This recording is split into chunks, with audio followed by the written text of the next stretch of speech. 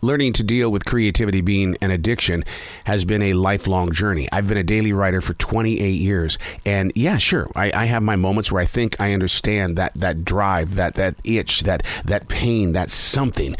But the thing is that there's a lot more of a relationship today than there was 28 years ago. And I don't have any scars on my arms to prove that.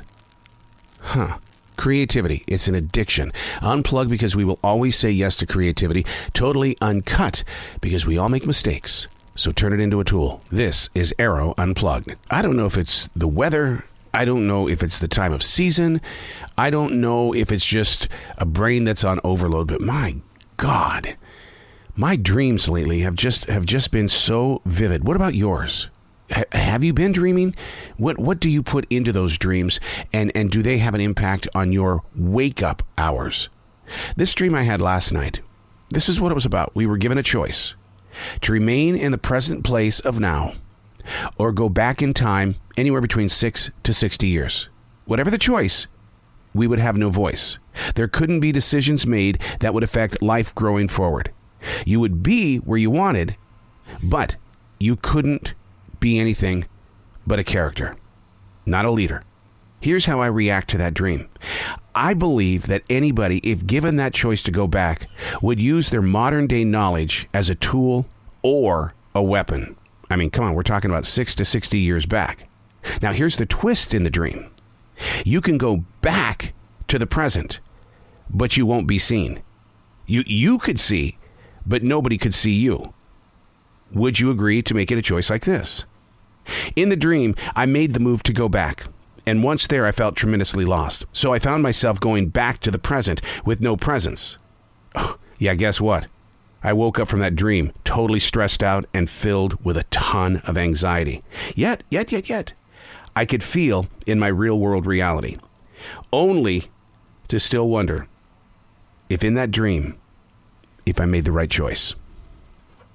What would you do?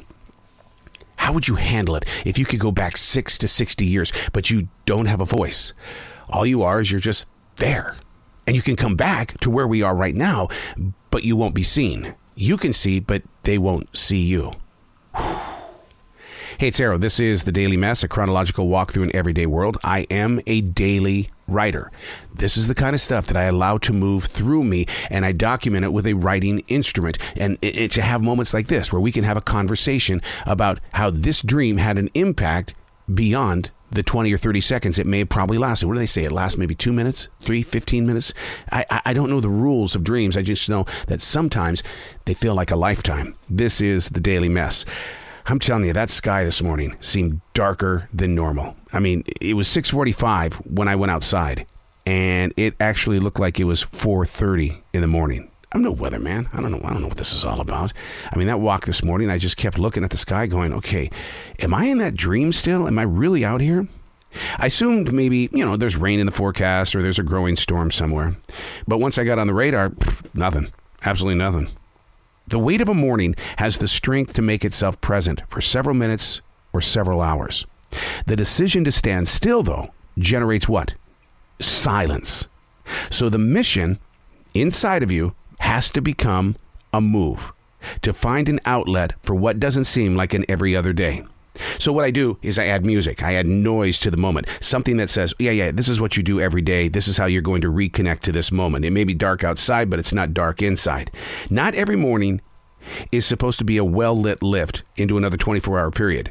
So what I do is I break the rules of light. I turn on everything in my house so it feels like I've got a man-made sunrise. And I've got to have that because it controls everything that I think about. Man-made sunshine, though, is not only going to run up your electric bill, but here's the thing. When you go back out into the real world and it's not as light as you want it to be, it's going to play hell on you there too. Because you're used to all of this inside the house. And if we were to step outside in this forest that's outside this window right now with me, it is nowhere near as bright. And it's going to play hell in your heart again.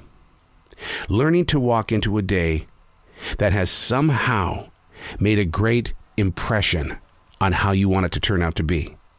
You are not in control of Mother Nature, but you've got to be in control of how much light you put in your life. Yeah, I'm probably look like a sick fool when you walk into this house. It's like, whoa, give me some sunglasses. But if I step outside right now, it's not going to be the same person.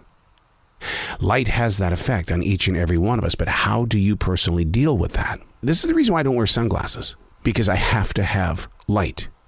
One of the reasons why I like my essential job is because it is so lit up that I'm energized, and people are always going, my God, you have too much energy, dude. And it's because of the light inside this building is perfectly set. Now, I don't know if they put psychology or anything like that into it, but the light is perfect. How do you deal with those moments where you walk from your home to the outside world that could be on a cloudy day, or maybe a snow-filled day, and the light isn't the same? How do you deal with that? How do you control your mind into saying, hey, look, it's not as perfect as you want, but we can deal with this? And even that isn't a real answer. So that's when I do the reconnections, and that's when I try to put things into my day, listening to the same radio station, listening to the same songs or the same podcasts, and I try to make that reconnection so I can get lost in it and not think about how much light is actually moving through my eyes. So make that reconnection. Don't sit down with a writing instrument all the time just because you're feeling low because there's low lighting, because what you're going to do is you're going to talk yourself right into a depression. So what you have to do is make that reconnection. Have some happy food, something that says, hey, look, this is where I am when I feel good. So, and even though it might be a little dark outside, I've got happy food. Maybe, like I do in the morning with Jazzy, we go for that walk. We're out on that walk. Therefore, it must be this time because this is what we do every day. Make that reconnection. I'm Arroe, and that's The Daily Mess.